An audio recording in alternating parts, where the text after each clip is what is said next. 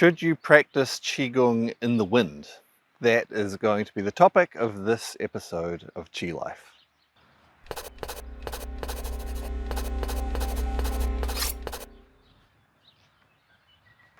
So you found a beautiful location, maybe something like this with nice flat land and grass and trees and maybe there's the ocean there and the sun's coming up. There's a nice sunrise going on, beautiful.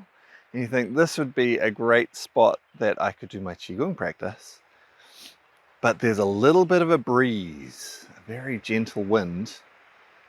And you've heard that you shouldn't practice Qigong in the wind.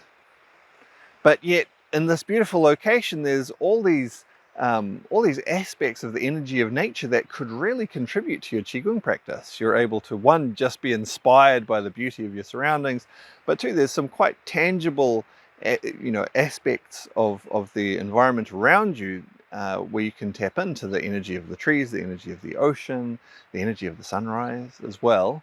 And that can actually have a really tangible effect on your Qigong practice. So what should you do? I think this is a good example of where it helps to understand principles rather than just hard and fast rules. I think there can be a tendency sometimes for people to just state things as like, this is the rule, never do this. And that's probably true with some things. There are probably some things you should never do. But often it's not quite as cut and dried as that. Often it's like, yeah, in a certain context you shouldn't do this, but in other contexts it's absolutely fine. And when you understand the principles, you understand how to apply that with wisdom and actually gain the best benefit for yourself and for others. So before I get into the specifics of whether you should practice when there's a gentle breeze in a location like this, I'm going to tell you a little story that kind of illustrates some of this principle. I think I'm going to sit down while I tell you this story. And this is partly my inspiration for talking about this topic. I guess I had two inspirations for this. I was asked this question about, well, should I practice in the wind or in the breeze? And by someone who was on one of the Qigong courses at the moment. And this is a question that comes up from time to time. And so we had a good discussion about that, the principles under it, as I'm going to in this video. But then I had another little experience that kind of illustrates this as well. I thought, that's kind of cool. And so maybe I'll make a vlog. It could make an interesting vlog. So you can let me know if you like these random little stories, if you'd rather that I just talk about the Qigong and how it applies to Qigong. But I think that one of the things is we find parallels in life, we find analogies, and that makes things interesting. Anyway, there's a young guy who's currently staying at the place where I live. And he was going around and finding people to play chess with him, and one day I was walking past, and he's like, "Oh, would you like to play chess?" And I was like, "Yeah, okay, why not?" I don't play chess a lot. I haven't played in a long time, but he was really keen, and I was, sure, I'll sit down. I'll play a game of chess with you. And so we sat down. It was outdoors. And as we were sitting there, there was a little bit of a breeze, but it was fine. It wasn't too cold or uncomfortable. Just playing chess, and we get underway, and then the breeze picked up just a little bit, enough that it actually nudged a couple of the pieces on the chessboard, and that was fine. We just put them back into position and carried on playing. And then the wind picked up a little bit more, and it nudged a couple of pieces, and it actually knocked a couple of pieces over. But it was only a couple of pieces. We knew where to put them back. We just set them back up, and that was fine. We kept on playing, and we were getting quite far into the game. I mean, I'm not expert enough to know exactly how long a particular chess game is going to last, but I'd say we're at least halfway, maybe 2/3 of the way through the game at this point, where a few pieces had been taken, and we were getting underway.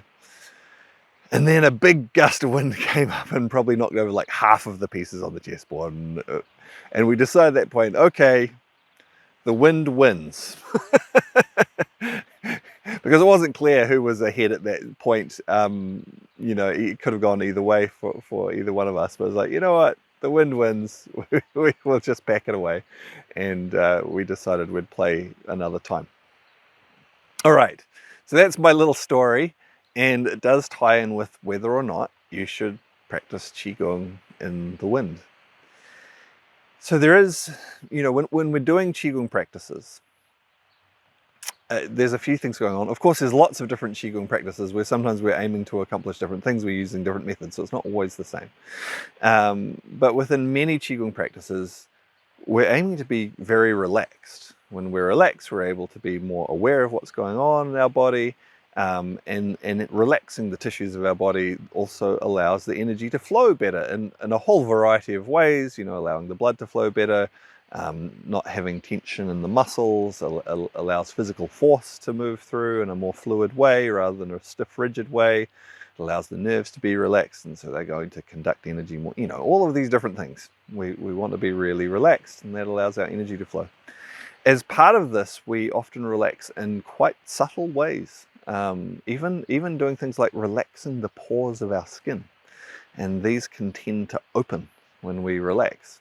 That's a good thing, again, allowing the energy to circulate in the right context, in the right situation, the right environment. Because if we're in an environment and we get really relaxed, we relax the pores of our skin, our energy circulating out to our periphery, good healthy things, but then we're exposed to something like a wind, and it comes onto our really relaxed surface of our body, what then happens is, a couple of things can happen. One, our body doesn't respond, and we have this external force come, and the effect of that, it can seem quite subtle, but lots of things in Qigong are subtle. Lots of things in life are actually subtle. We're not necessarily always aware of how much they affect us. But then if our body doesn't respond against that, maybe the coldness or even the physical stimulation of the wind, that can then penetrate into our body and disrupt and affect how things are flowing inside. The other thing that can happen is our body does respond, and instead of staying relaxed, we actually tighten up against that stimulation, which is a good response, right? Because we're trying to keep that influence out of our body. And that can then restrict the flow of energy, which is like, we're trying to get it to flow, and now, that becomes counterproductive.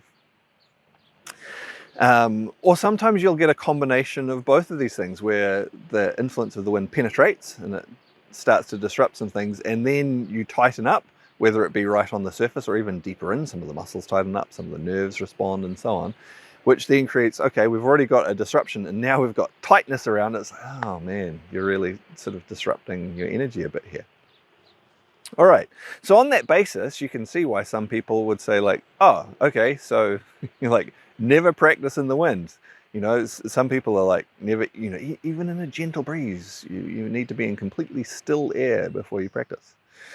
And that's true for people whose physical health and the strength of their energy is very weak, very fragile.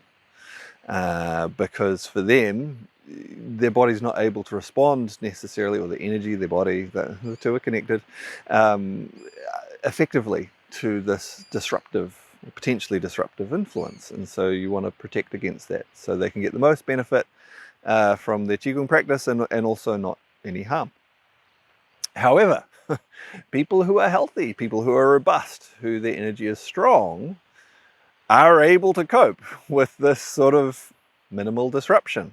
And that's true of other sorts of disruptions as well. It's not just the wind. Wind is a good example, but it applies to other environmental things like cold, things like distractions, things like that. You're like, if you're quite robust, you can handle it. If you're quite sensitive, you need to protect yourself more against it.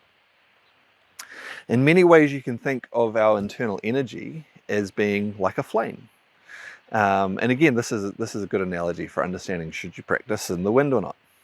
If you have a very tiny, very weak flame that you're just struggling to keep alight at all, like if you think of when you light a candle and sometimes the wick is too short, and so like you try to light it, but it's only got a tiny little bit of a flame, and it doesn't even get lit properly, but it's like, it's burning. If it melts enough wax and creates a bit more space for the wick, it'll get going stronger, but you're struggling.